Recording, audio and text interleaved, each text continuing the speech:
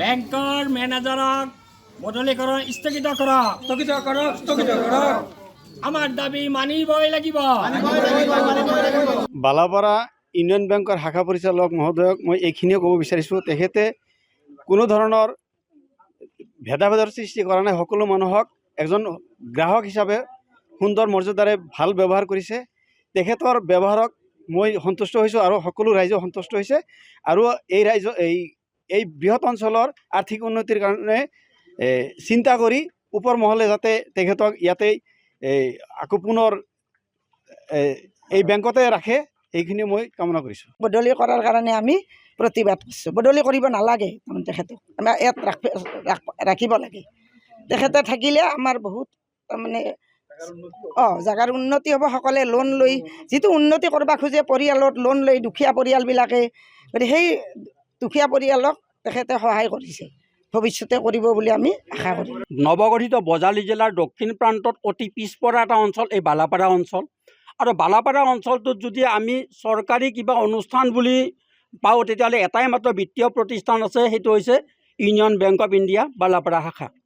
আমি দীৰ্ঘদিনে ইয়াত দেখিছোঁ যে দীৰ্ঘদিনে বিভিন্ন ধৰণৰ শাখা পৰিচালক আমাৰ ইয়ালৈকে আহিছে। আৰু শাখা পৰিচালকবিলাকে আহি আমাৰ ইয়াৰ মানুহখিনিক যি ধৰণৰ ব্যৱহাৰ কৰে, এই ব্যৱহাৰটো প্ৰতিজন ইয়াৰ গ্ৰাহকে ইতিমধ্যে ইয়াৰ ভুক্তভোগী।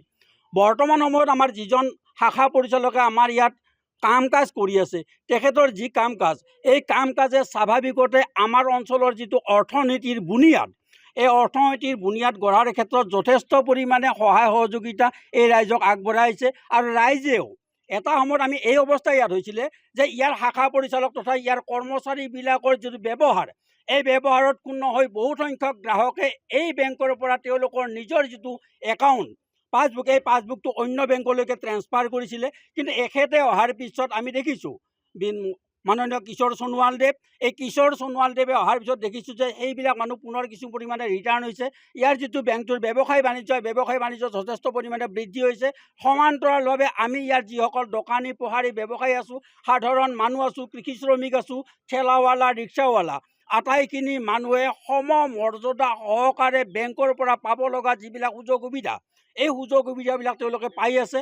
আৰু এনে এজন মহান ব্যক্তিক মই মহান বুলি এইকাৰণেই কৈছোঁ যে স্বাভাৱিকতে যিজন মানুহে মানুহৰ একাপ চাহ খাবলৈকো কুণ্ঠাবোধ কৰে, একাপ চাহও নাখায়, মানুহক তেওঁ সেৱা কৰিবলৈ আহিছে, নিস্বাৰ্থভাৱে সেৱা কৰি আছে, সেই ধৰণৰ মানুহ এজনক আৰু কিছুদিন বিভাগীয় কৰ্তৃপক্ষই আমাৰ এই বেংকটোক তেখেতৰ কৰ্মত বাহাল ৰাখি পেলাই এই অঞ্চলৰ অৰ্থনীতিৰ উন্নয়নৰ বুনিয়াদটো আৰু গঢ়াত সহায় কৰিব বুলি আমি বিভাগীয় কৰ্তৃপক্ষৰ ওচৰত আবেদন লগতে দাবী জনাইছোঁ। অন্যথা আমাৰ এই যিটো সংগ্ৰাম, এই সংগ্ৰামটো অলপ সুদূৰ প্ৰসাৰী হ'ব, দীঘলীয়া হ'ব। এই সংগ্ৰাম আমি আগত দিনলৈকে চলাই থাকিম।